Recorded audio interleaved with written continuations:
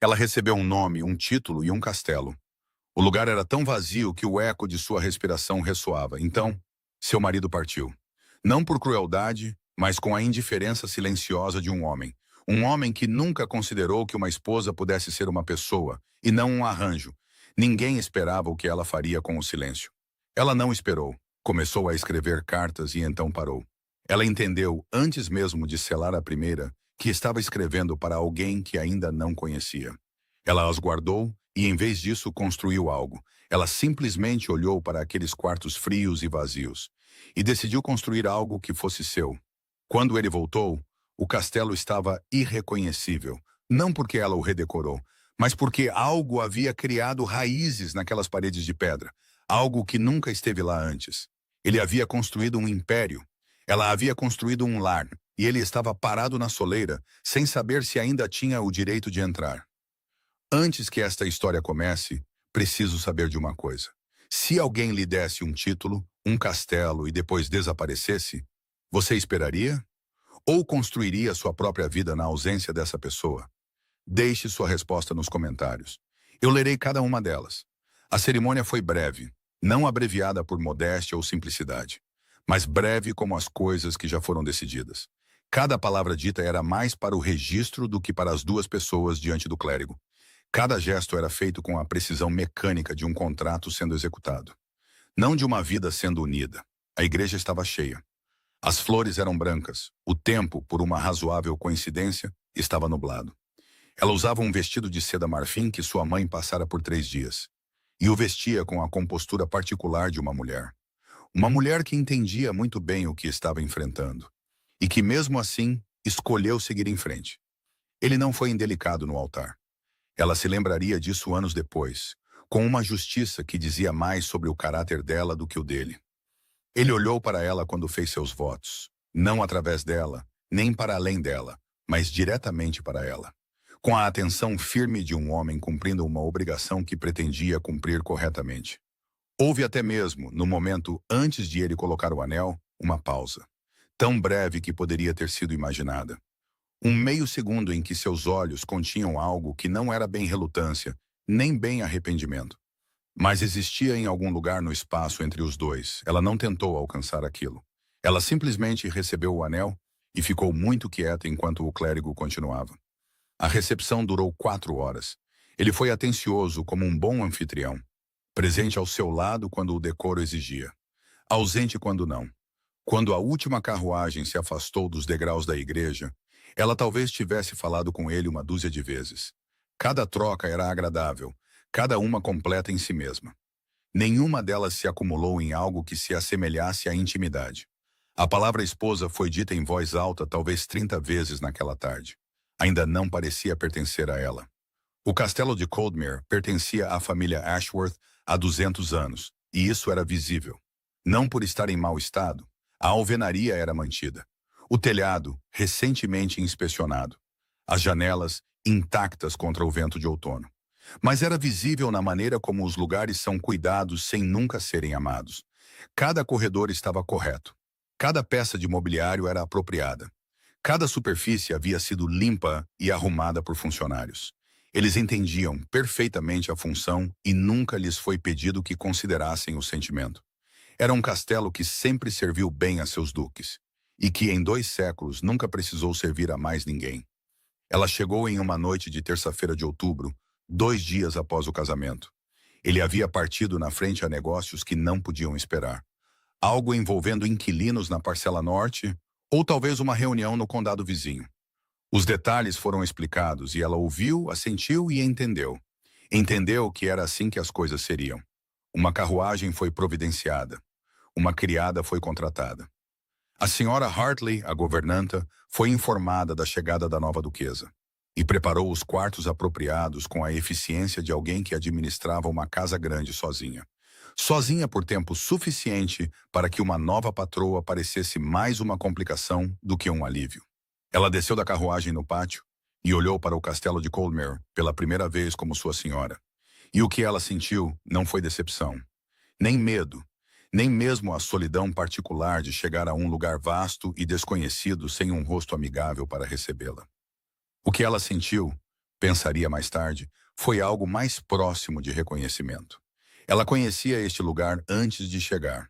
Ela cresceu em uma casa onde o calor era condicional e a presença não era confiável.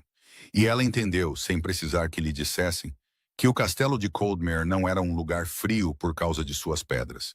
Era frio porque ninguém jamais decidiu, deliberadamente e com total intenção,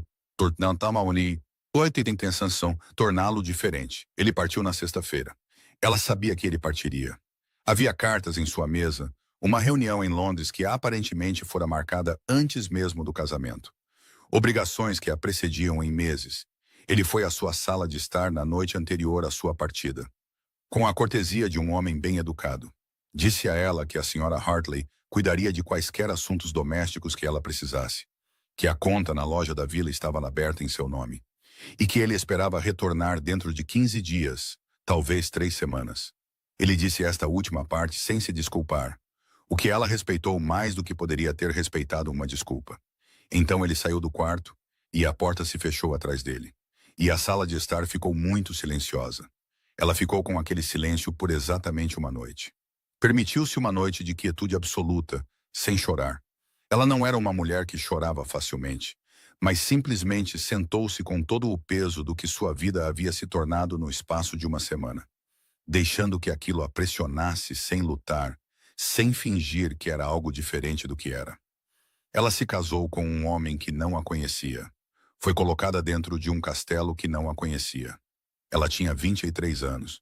E a única pessoa naquela vasta casa que aprendeu seu nome sem ser obrigada por emprego era o gato malhado. Ele apareceu na porta da cozinha 2 manhãs após sua chegada e não demonstrou interesse em ir embora. No sábado de manhã, ela se levantou antes de todos na casa e percorreu todos os cômodos do castelo de Coldmere, dos porões ao andar superior. Ela se movia devagar, metodicamente. Da mesma forma que, quando menina, percorria o perímetro da propriedade de seu pai. Fazia isso quando precisava entender um lugar antes de se sentir em casa nele. Ela abriu persianas, mediu a luz, ficou nas portas e deixou seus olhos percorrerem o que estava intocado por anos. Móveis cobertos, caixotes não utilizados, quartos sem propósito que alguém se desse ao trabalho de definir. Quando a senhora Hartley veio procurá-la para o café da manhã, ela já havia começado a fazer uma lista. A senhora Hartley trabalhava no castelo de Coldmere desde antes da morte do pai do duque atual, o que significava que ela havia sobrevivido a 2 duques, 4 administradores de propriedades diferentes, uma inundação no porão da ala leste e o desafio particular de manter uma grande propriedade que seu dono visitava talvez 8 semanas por ano. Ela não era uma mulher dada a sentimentalismos ou surpresas. Ela desenvolveu, ao longo de décadas de serviço, uma teoria abrangente sobre esposas aristocráticas.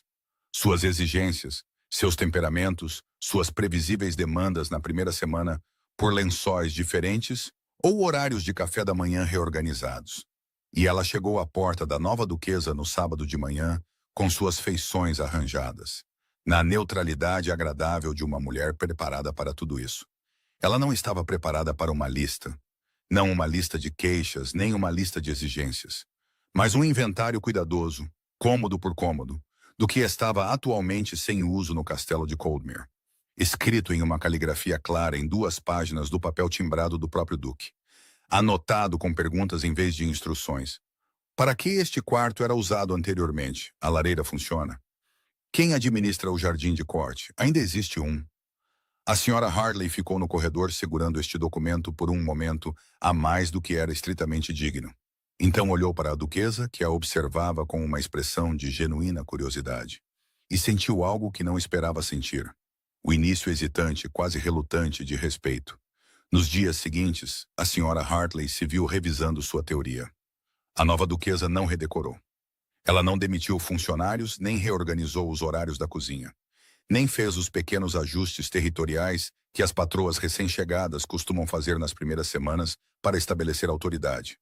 Em vez disso, ela fazia perguntas. Perguntas específicas, práticas, às vezes inesperadamente perspicazes. E ela ouvia as respostas por completo antes de falar novamente. Ela perguntou sobre a vila, perguntou sobre as famílias na propriedade, perguntou, sem nenhuma agenda aparente, Quais cômodos os funcionários da casa achavam mais difíceis de manter e por quê? No final da primeira semana, a senhora Hartley havia contado a ela coisas sobre o castelo de Coldmere que nunca havia contado ao duque, porque ele nunca havia perguntado. Ela havia chegado a um castelo vazio com nada além da indiferença educada de uma governanta e uma conta doméstica sem instruções anexadas. E em menos de um mês, ela fez algo que ninguém naquela casa tinha visto antes. Ela fez os funcionários sentirem que o castelo pertencia a eles também. Mas o que ela não contou a ninguém, nem à senhora Hartley, nem ao lacaio, nem à vila, foi porque ela realmente estava ficando. E essa razão estava prestes a mudar tudo. O primeiro cômodo que ela abriu foi a sala de música. Não porque ela tocasse. Ela tocava adequadamente, mas essa não era a razão. Mas porque era o cômodo que mais a incomodava. Um espaço perfeitamente proporcionado no lado sul do castelo, com 3 janelas, e um pianoforte sob um lençol de poeira que não era tocado há pelo menos 5 anos. Ela mandou remover o lençol, afinar o instrumento e abrir as janelas. Ela não fez mais nada no cômodo por 2 semanas. Apenas deixou a luz entrar novamente e esperou para ver no que se tornaria. A resposta chegou em uma tarde de quarta-feira de novembro. Ela encontrou 2 das criadas mais jovens paradas no corredor, do lado de fora da porta da sala de música. Atraídas pelo som do pianoforte, ela estava tocando baixinho no final da tarde. E elas estavam paradas, muito quietas, com a expressão particular de pessoas que foram pegas desfrutando de algo que não sabiam que tinham permissão para desfrutar. Ela as convidou para entrar. Sem alarde, sem a generosidade autoconsciente de uma patroa realizando um ato de benevolência. Mas da maneira simples e direta de uma mulher que não vê razão para um cômodo com 3 janelas ser desfrutado por apenas uma pessoa. Elas entraram. Sentaram-se. A luz da tarde moveu-se pelo chão. Algo mudou imperceptivelmente na temperatura da casa. Foi o primeiro de muitos cômodos. A biblioteca, há muito trancada porque ninguém a catalogava desde a época do duque anterior, foi aberta em dezembro e organizada ao longo de 3 semanas com a ajuda do submordomo. Ele acabou revelando uma paixão inesperada por sistemas e organização que nunca antes havia sido solicitada. A antiga sala de estar perto da ala leste, que não tinha história particular, mas uma excelente luz matinal, tornou-se, por algum consenso gradual que ninguém declarou formalmente, o cômodo onde os funcionários de alto escalão tomavam o chá da tarde. Ela nunca sugeriu isso. Ela simplesmente tornou o cômodo confortável e deixou a porta aberta. E as pessoas encontraram o caminho até ele. Da mesma forma que o calor sempre encontra os espaços que foram preparados para recebê-lo. Ela escreveu para ele 2 vezes no primeiro mês. Não cartas longas. Ela não era uma mulher que confundia cumprimento com sinceridade, mas cartas cuidadosas, escritas à noite, quando a casa se aquietava. E o único som era o fogo e o ocasional sopro do vento contra as velhas paredes de pedra. A primeira carta descrevia a sala de música. A segunda descrevia uma conversa que ela teve com um dos agricultores arrendatários na borda leste da propriedade. Um homem chamado Sr. Brent, cujo problema de drenagem aparentemente não era resolvido há 2 estações, e que pareceu tão surpreso quando ela chegou à sua porta, que ela se perguntou brevemente se uma duquesa já havia visitado aquele campo em particular antes. Ambas as cartas foram seladas, endereçadas e colocadas na bandeja de prata no hall, onde a correspondência de saída era coletada todas as manhãs. Nenhuma foi enviada. Ela as encontrou ainda na bandeja no 3º dia. Esquecidas, ela presumiu a princípio, pelo lacaio cuja responsabilidade eram. Mas quando ela perguntou discretamente, descobriu que a correspondência de saída do castelo de Coldmere era despachada 2 vezes por semana, por acordo, e que o endereço do duque em Londres recebia correspondência às terças e sextas-feiras. Ela havia escrito no domingo e na quarta-feira. O momento foi simplesmente infeliz. Ela recuperou ambas as cartas, releu-as com o leve distanciamento de alguém lendo algo escrito por uma versão um pouco mais jovem de si mesma, e então as colocou na gaveta de sua escrivaninha, em vez da bandeja. Ela não as revisaria, mas também não as enviaria. Havia algo em relê-las que havia esclarecido, sem que ela pretendesse exatamente o quanto ela estava se dirigindo a alguém que ainda não conhecia. Depois disso, ela manteve um tipo diferente de registro. Não cartas, não um diário em qualquer sentido formal, mas uma série de pequenas observações escritas nas últimas páginas de um livro de contabilidade da casa que ela havia reivindicado para seu próprio uso. Notas sobre a propriedade, sobre as pessoas nela, sobre o que estava funcionando e o que não estava. Coisas práticas, na maioria das vezes. Mas às vezes, nas margens, algo mais escapava. Uma linha sobre a qualidade da luz em uma manhã específica. Uma frase sobre o som que o castelo fazia no vento de novembro. Evidências se acumulando silenciosamente naquelas páginas de que ela não estava apenas gerenciando uma propriedade. Ela estava aprendendo a amar um lugar. A vila de Ashford não era grande, mas era atenta. Observava o castelo de Coldmere há 200 anos com a vigilância particular de uma comunidade. Uma comunidade cujas fortunas estavam ligadas, de maneiras práticas e simbólicas, a quem quer que detivesse o título. E desenvolveu ao longo dessas gerações um instinto preciso e nada sentimental para o caráter das pessoas dentro daquelas paredes. O duque anterior era respeitado, embora não calorosamente. O duque atual era visto com uma certa neutralidade cautelosa, presente raramente o suficiente para não causar ofensa, ausente com frequência suficiente para não causar melhorias. A vila, com o tempo, simplesmente aprendeu a se virar sem ele. A nova duquesa interrompeu esse arranjo quase imediatamente, embora de nenhuma maneira que a vila pudesse ter antecipado ou se oposto. Ela veio a pé da primeira vez, sem carruagem, sem anúncio. Apenas uma mulher com um vestido de passeio azul escuro e botas sensatas. Ela apareceu uma manhã na loja da rua principal e se apresentou ao proprietário, com a simplicidade direta de alguém que não via razão para transformar sua própria chegada em uma performance. Ela comprou velas, perguntou sobre as estradas, e perguntou com o que a senhora Peel da loja descreveria mais tarde a 4 pessoas diferentes como interesse genuíno sobre o mercado que aparentemente costumava acontecer às quintas-feiras, antes que os antigos acordos com a propriedade mudassem. Ela ficou talvez 20 minutos. Deixou uma impressão que durou consideravelmente mais. No final de seu segundo mês em Coldmere, ela era conhecida na vila pelo nome. Seu nome verdadeiro, não seu título. De uma forma que nenhum residente anterior do castelo havia sido em memória viva.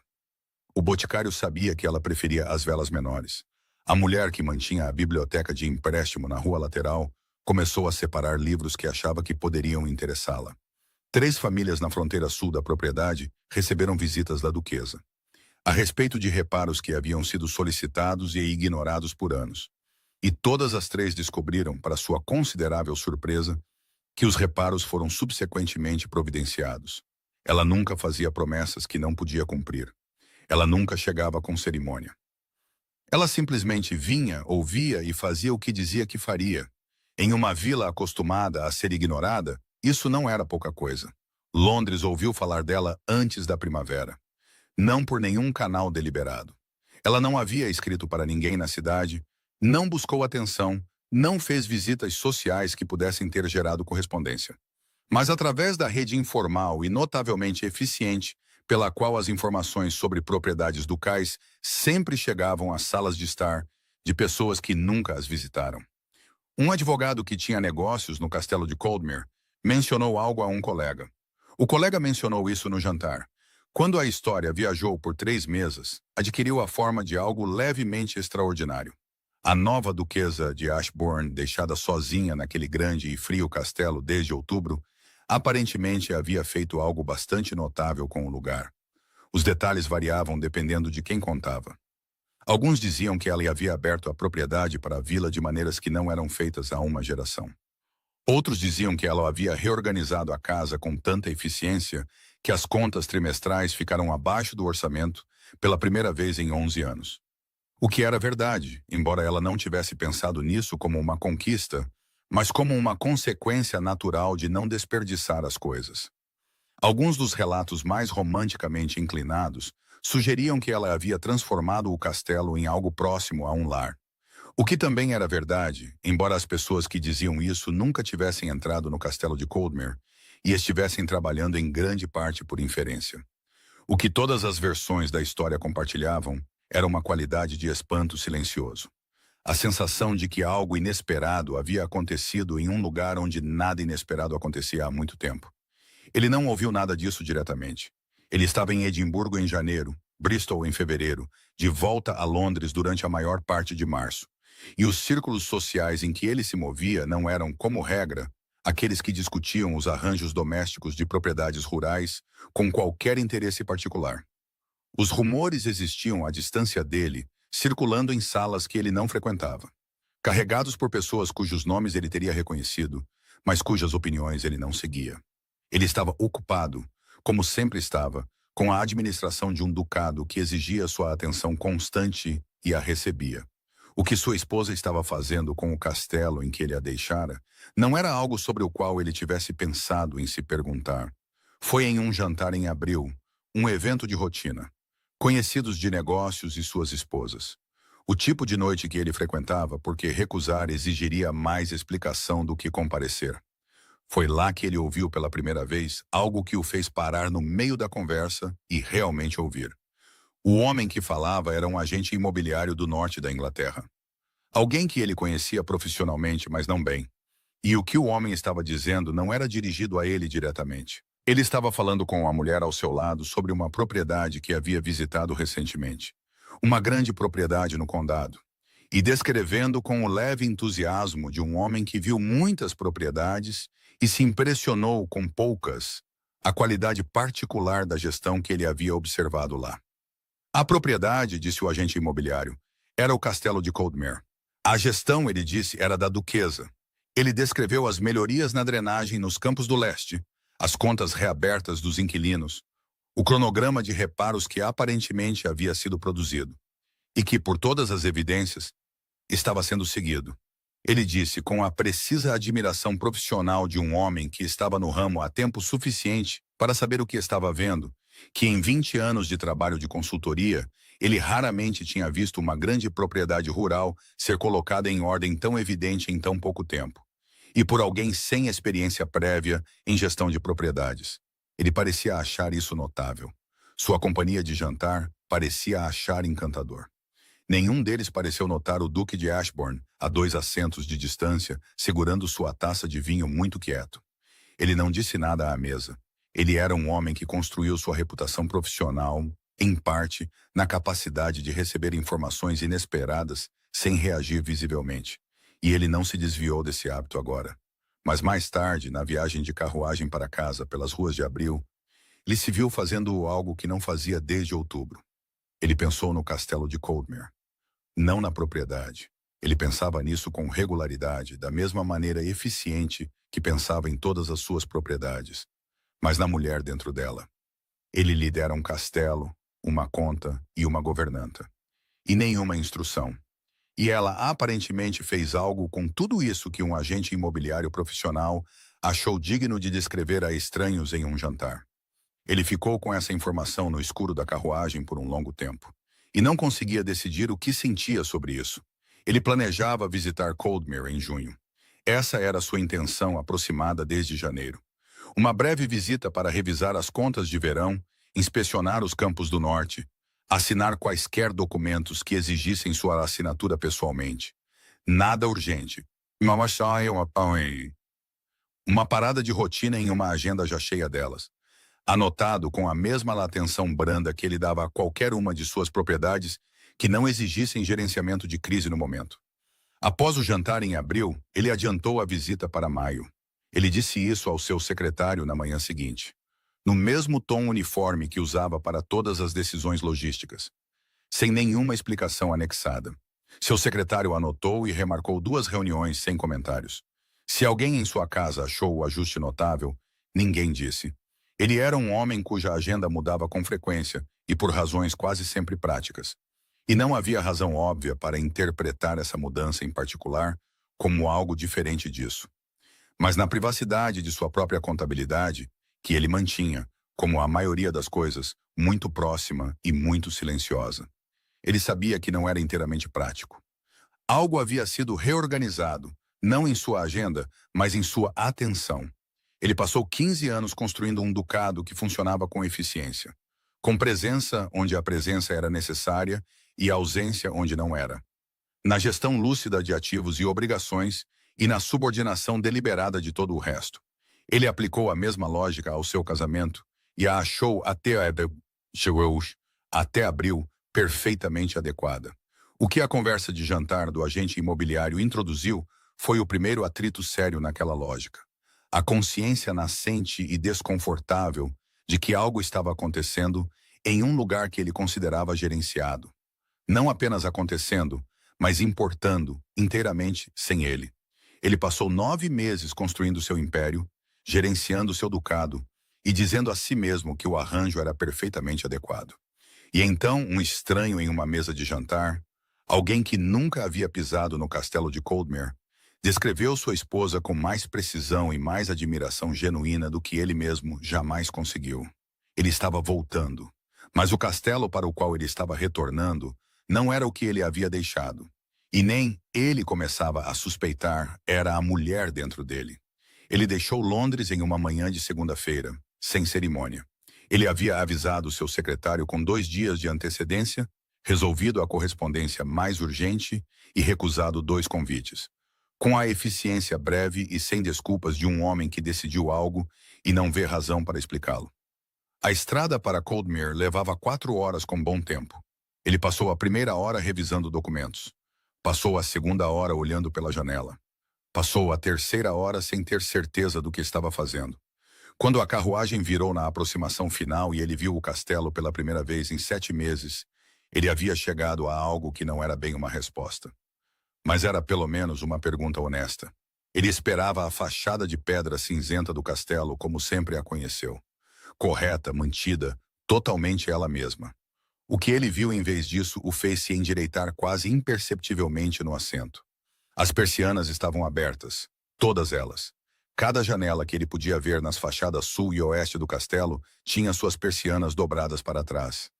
E a luz do final da tarde estava fazendo algo na pedra que ele nunca tinha visto antes. Porque a luz nunca antes teve nada para refletir no vidro. Havia floreiras no parapeito inferior do que ele agora reconhecia, após um momento de orientação, como a antiga sala de música. Ele não sabia que a sala de música tinha uma floreira funcional. Ele não sabia que alguém se dera ao trabalho de descobrir.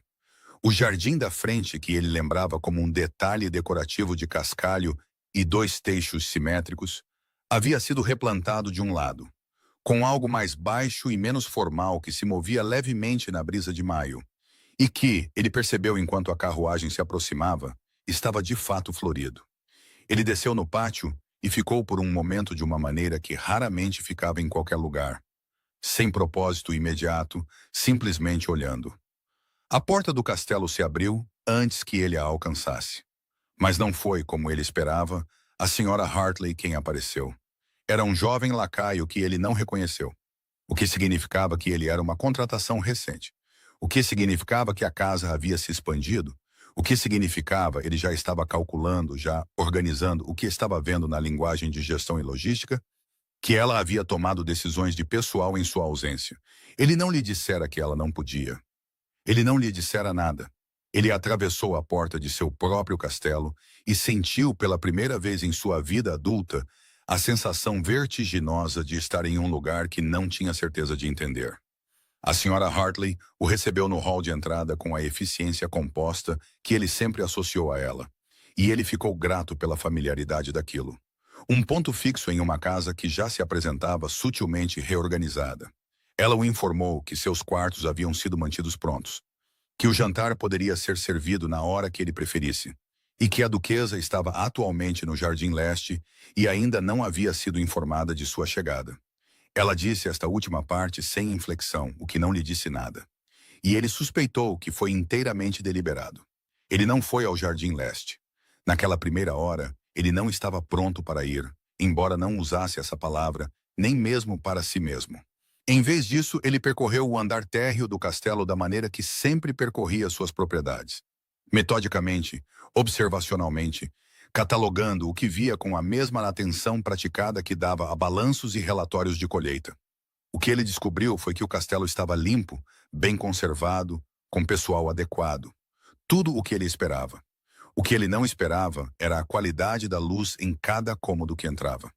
A sensação de que cada espaço havia sido considerado e arranjado não para aparência, mas para uso, não para impressionar visitantes, mas para ser de fato habitado. A porta da biblioteca estava aberta. Ele parou na entrada e olhou por um longo momento. Ele não entrava naquele cômodo há 4 anos. Ele podia ver de onde estava que havia sido catalogado. Ele subiu para seus quartos. Suas coisas haviam sido mantidas exatamente como ele as deixou. Seus livros em ordem, sua mesa limpa, o arranjo específico de sua penteadeira intocado em todos os detalhes. Ela não havia tocado neste quarto. Ele não sabia por que essa observação em particular se instalou em seu peito com o peso que teve. Mas ele ficou no centro de seu próprio quarto por um momento a mais do que o necessário antes de chamar seu criado. O resto da casa havia sido refeito. Apenas este quarto permanecia precisamente como ele o deixara. Ele não tinha certeza se isso era uma gentileza ou uma declaração. Ele suspeitava que poderia ser ambos. Ele jantou em seus quartos naquela primeira noite, alegando o cansaço da viagem. O que era verdade, embora não toda a verdade. Ele precisava pensar antes de falar com ela, e era honesto o suficiente consigo mesmo para saber disso. Ele passou a viagem de carruagem de Londres ensaiando, da maneira prática de um homem que gerencia negociações complexas, uma versão de chegada que seria cortês e apropriada, e que não exigiria que ele abordasse nada que ainda não estivesse preparado para abordar. Essa versão começou a parecer inadequada no momento em que ele passou pela porta. Pela manhã, ele se levantou cedo e percorreu a casa novamente. E desta vez mais devagar. Ele foi para a sala de música e parou junto ao pianoforte. O lençol de poeira havia sumido, a tampa estava aberta, uma partitura deixada no suporte como se interrompida no meio da prática. Ele foi para a sala de estar perto da ala leste que ele sempre entendeu como espaço excedente, esperando para receber uma função. E a encontrou mobiliada com a irregularidade confortável de um cômodo que era realmente usado. 2 cadeiras perto da lareira, uma pequena mesa com uma lâmpada, uma pilha de livros no parapeito da janela, que claramente não haviam sido colocados lá para decoração. Ele ficou na porta da biblioteca reorganizada e finalmente entrou, passando a mão por uma prateleira que havia sido arrumada com uma lógica que ele podia seguir. Cada volume acessível de uma forma que nunca estiveram quando eram simplesmente armazenados.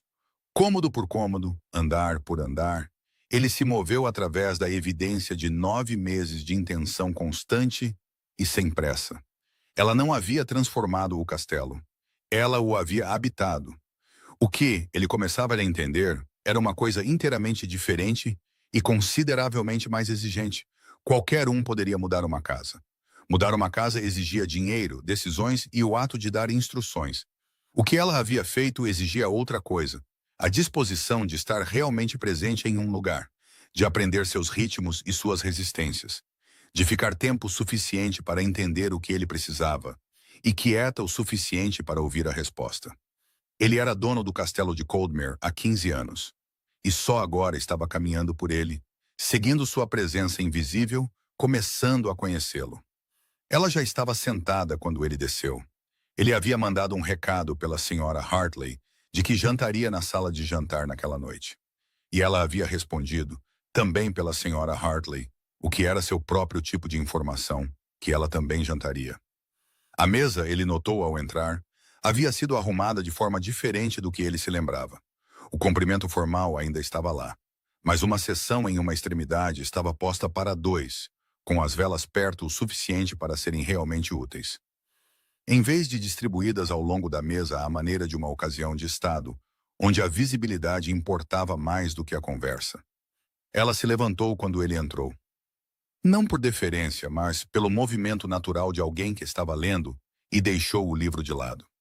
Ela estava vestindo verde escuro, um tom que ele não reconhecia das breves impressões de guarda-roupa da semana do casamento. E seu cabelo estava arrumado sem a formalidade do dia do casamento. Mais simples, mais prático, como se ela tivesse se vestido para uma noite em casa em vez de uma performance. Ela parecia, ele pensou com uma clareza que o surpreendeu, inteiramente à vontade. Não fingindo estar à vontade, não fabricando isso para seu benefício.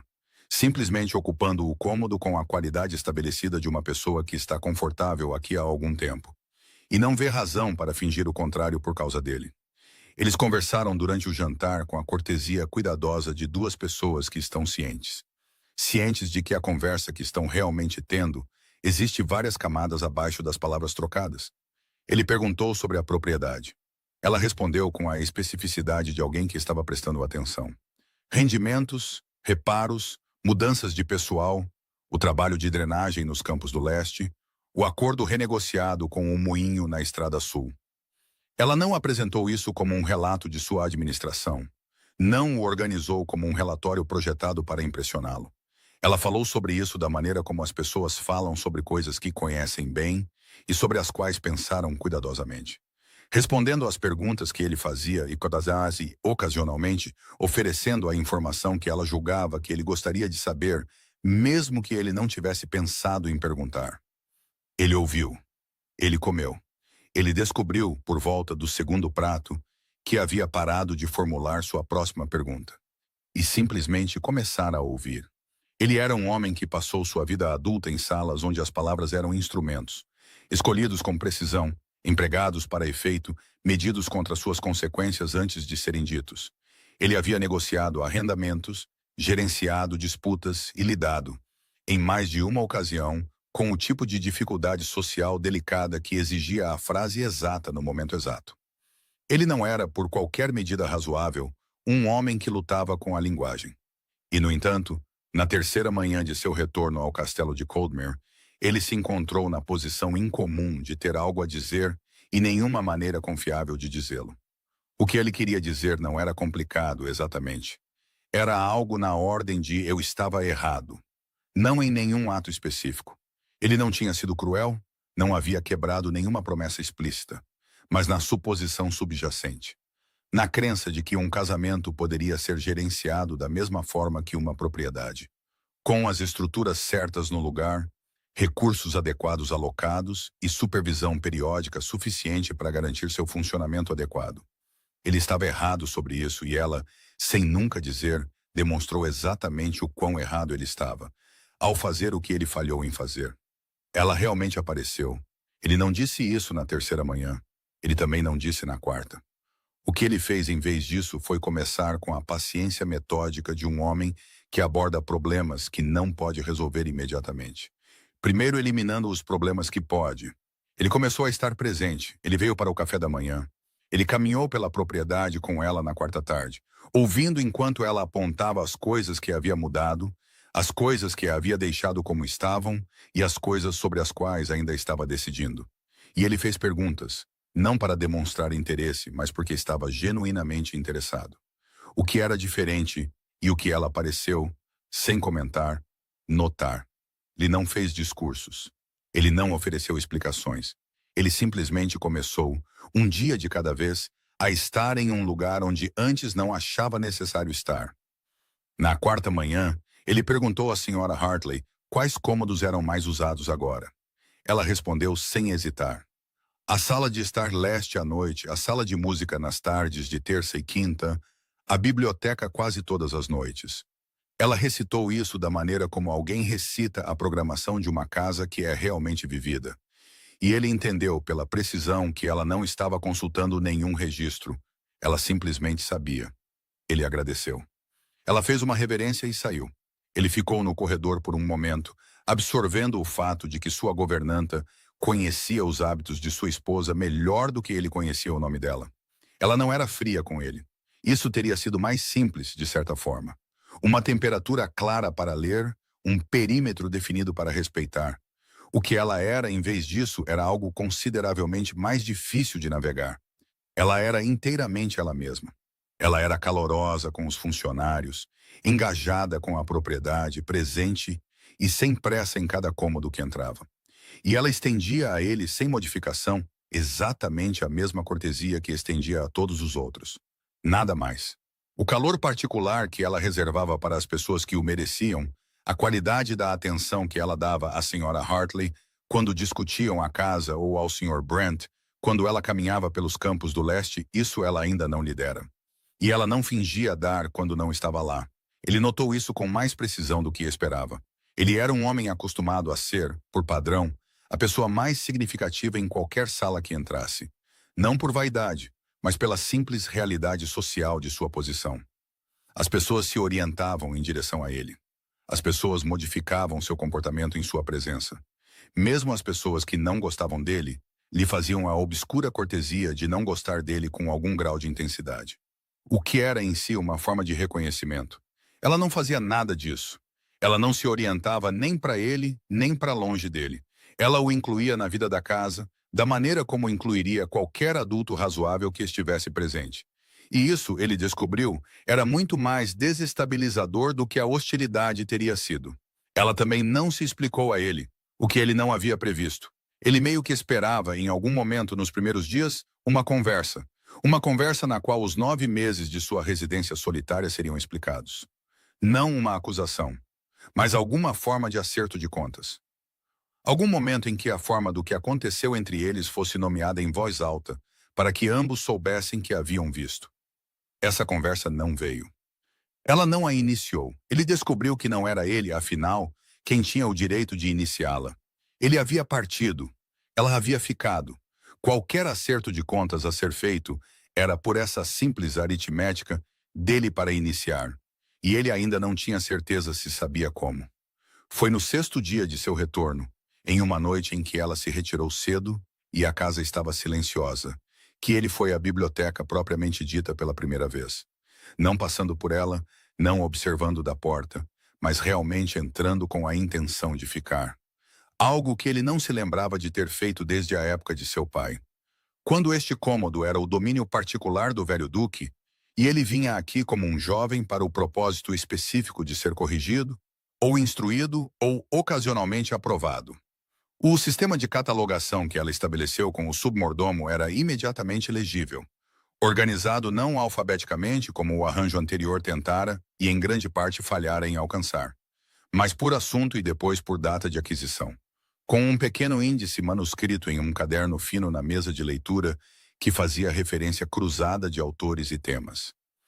Ele se viu movendo-se ao longo das prateleiras com o caderno aberto na mão, lendo suas anotações breves, precisas, ocasionalmente irônicas, e entendendo através delas algo sobre a qualidade de sua mente que 9 meses de correspondência administrativa não haviam transmitido.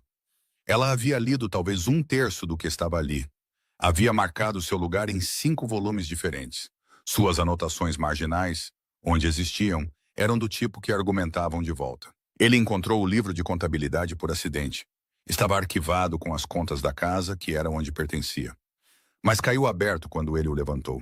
Ele não pretendia abri-lo em uma página que não era de contas, mas sim na caligrafia íntima e apertada que ele já aprendera a reconhecer do caderno de índice. Ele leu 3 linhas antes de entender o que estava lendo, e então ficou muito quieto sob a luz da lâmpada com o livro aberto nas mãos, lendo coisas que ela havia escrito para ninguém nas margens de um livro de contas da casa. Em noites comuns, nos meses em que estava totalmente sozinha. Ele não leu tudo, ele leu o suficiente. E quando colocou o livro cuidadosamente de volta em seu lugar na prateleira, ele permaneceu em pé naquele cômodo por um longo tempo, olhando para nada em particular, com a expressão de um homem que acabou de receber a prova de algo que agora não pode mais ignorar. Ele a encontrou na manhã seguinte no Jardim Leste, aquele em que ela estava na tarde em que ele chegou, aquele que ele ainda não tinha visto direito. Ela estava perto do muro distante com um par de luvas de jardinagem debaixo do braço, falando com o jardineiro sobre algo envolvendo o plantio da primavera. E ela não o ouviu se aproximar até que ele estivesse perto o suficiente para que recuar fosse mais deliberado do que ficar. Ela olhou para cima sem surpresa, terminou sua frase para o jardineiro com a calma de quem não perde o fio da meada quando interrompida. E então se virou para ele com a mesma abertura medida que lhe dera todas as manhãs desde seu retorno. Ele disse a ela que esteve na biblioteca. Ele disse isso simplesmente, sem preâmbulos, porque não havia versão desta conversa que se beneficiasse de uma longa abordagem. Ele observou o rosto dela passar por algo. Não alarme, não constrangimento, mas um rearranjo silencioso e muito controlado. A expressão de uma pessoa que acabou de entender que uma porta que acreditava fechada estava aberta há mais tempo do que ela sabia. Ela ficou em silêncio por um momento. Então disse, com uma voz totalmente controlada, que não pretendia que aquelas páginas fossem lidas. Ele disse que sabia. E então nenhum deles disse nada por alguns segundos que pareceram consideravelmente mais longos, enquanto o jardineiro encontrava uma razão para estar em outro lugar. E o jardim de primavera mantinha sua qualidade particular de luz brilhante e indiferente ao redor deles. Ela calçou as luvas de jardinagem. Não por qualquer intenção de jardinar, ele entendeu, mas porque suas mãos precisavam de algo para fazer. E ela era uma mulher que lidava com momentos difíceis através do movimento, em vez da quietude. Ela olhou para o muro distante por um momento, depois de volta para ele. E o que ela perguntou não foi o que ele esperava. Ela não perguntou por que ele partiu. Ela não perguntou o que ele pretendia agora. Ela perguntou baixinho e sem acusação se ele sabia.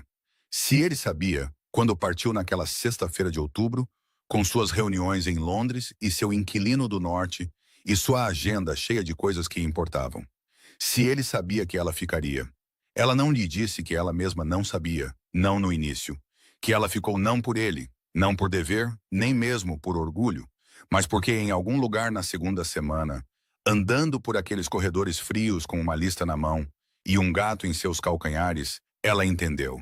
Ela entendeu que nunca antes em sua vida lhe fora dado um lugar para descobrir quem ela era, sem alguém observando para ver se ela estava fazendo isso corretamente. Ela ficou por isso. Ele simplesmente foi aquele que voltou para isso. Ele considerou mentir. Não por covardia, mas pela incerteza genuína de um homem que não tem certeza, naquele momento, de qual é a resposta verdadeira. Porque a resposta verdadeira exigia que ele examinasse algo que ele mantivera cuidadosamente não examinado por 9 meses. Que era a qualidade precisa da suposição que ele fizera sobre ela quando partiu. Ele supôs que ela se viraria. Ele não tinha, percebeu agora, pensado seriamente no que se virar realmente lhe custaria. Ou o que exigiria, ou se era razoável deixar uma mulher sozinha em um castelo frio em outubro. Com uma governanta, uma conta doméstica e nenhuma companhia, e chamar isso de um arranjo adequado. Ele não pensou nisso porque pensar nisso teria complicado uma decisão que ele já havia tomado. Ele lhe disse a verdade. Ele não sabia e não havia perguntado. Ela assentiu lentamente quando ele disse isso. O aceno de alguém recebendo uma confirmação que já suspeitava. Descobrir que a suspeita era verificada mudava menos do que ela pensava que mudaria. Ela tirou as luvas de jardinagem e as segurou com as 2 mãos, olhando para elas por um momento com a atenção focada que as pessoas dão a objetos quando estão decidindo algo. Quando ela olhou para cima novamente, sua expressão havia mudado. Não suavizado, exatamente, mas assentado. Como se algo que estivesse sendo mantido em uma tensão particular tivesse sido muito ligeiramente liberado. Ele havia trazido o livro de contabilidade da biblioteca naquela manhã. Não dramaticamente, não como um gesto deliberado, mas com o propósito ligeiramente desajeitado de um homem que tomou uma decisão e pretende levá-la adiante.